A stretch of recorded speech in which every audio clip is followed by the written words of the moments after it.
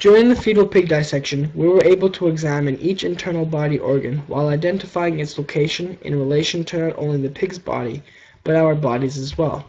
As we made our initial incision, we were able to crack open the thoracic cavity and reveal the organs that comprise the upper body, such as the heart and lungs. A subsequent incision was made to reveal the abdominal cavity, which contained many organs. Furthermore, as we began our exploration through the pig's internal makeup, we were able to identify several organs, such as the liver, the kidneys, the small and large intestine, the diaphragm, the esophagus, the larynx, the thyroid, the thymus, the trachea, the stomach, the ureters, the testes, the bladder, the gallbladder, the pancreas, the spleen, and lastly the heart. The liver is the largest internal organ of the body and is located mainly in the upper right portion of the abdomen, beneath the diaphragm and above the stomach, but a small portion extends into the upper left quadrant. The liver's functions include metabolism, glycogen storage, bile production, the decomposition of red blood cells, plasma protein synthesis, hormone production, and detoxification. The kidneys are bean-shaped organs that are located against the back muscles in the upper abdominal area. They sit opposite of each other on both the left and right side of the body. The right kidney, however, sits a little lower than the left to accommodate the size of the liver.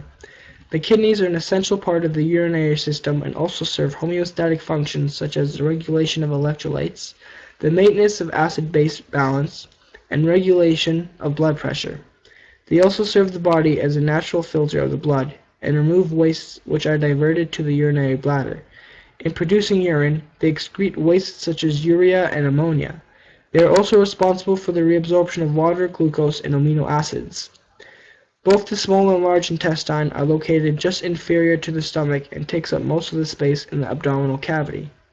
The small intestine follows the stomach.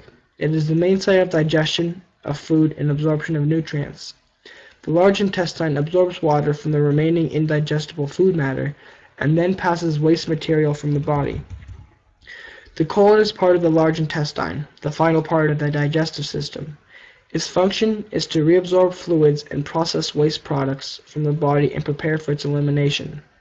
The colon consists of four parts: the descending colon, the ascending colon, the transverse colon, and the sigmoid colon. The diaphragm separates the thoracic cavity from the abdominal cavity and aids in respiration. The esophagus runs behind the windpipe, also known as the trachea, and heart, and in front of the spine. The esophagus acts as a tube that passes food from the mouth through the pharynx and travels via peristalsis to the stomach. The vocal cords are situated just below where the track of the pharynx splits into the trachea and the esophagus. The larynx, also known as the voice box, is involved in breathing, sound production, and protecting the trachea against food aspiration.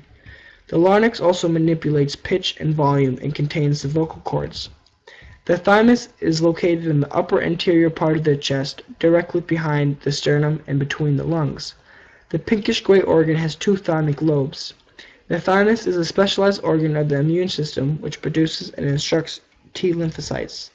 The thyroid is a butterfly-shaped organ located in the front of the neck. The gland wraps around the windpipe and has a shape that is similar to a butterfly formed by two lobes and attached to an isthmus. The thyroid controls how quickly the body uses energy and makes proteins, and also determines how sensitive the body should be to other hormones. The thyroid also produces thyroid hormones that regulate metabolism and affect the growth rate and function of other systems. The trachea begins just under the larynx and runs down behind the breastbone.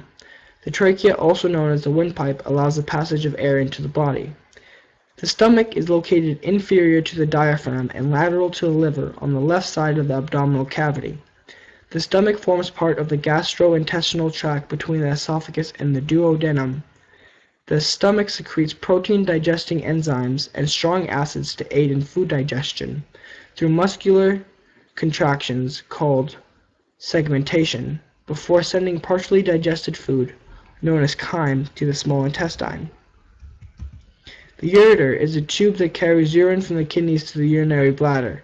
There are two ureters, one attached to each kidney. The upper half of the ureter is located in the abdomen, and the lower half is located in the pelvic area. The testicles produce sperm and the hormone testosterone. Sperm grows at the back of the testicle, in the epididymis. The pancreas, an endocrine gland that produces insulin and glucagon, helps regulate blood glucose levels. The pancreas sits across the back of the abdomen, behind the stomach.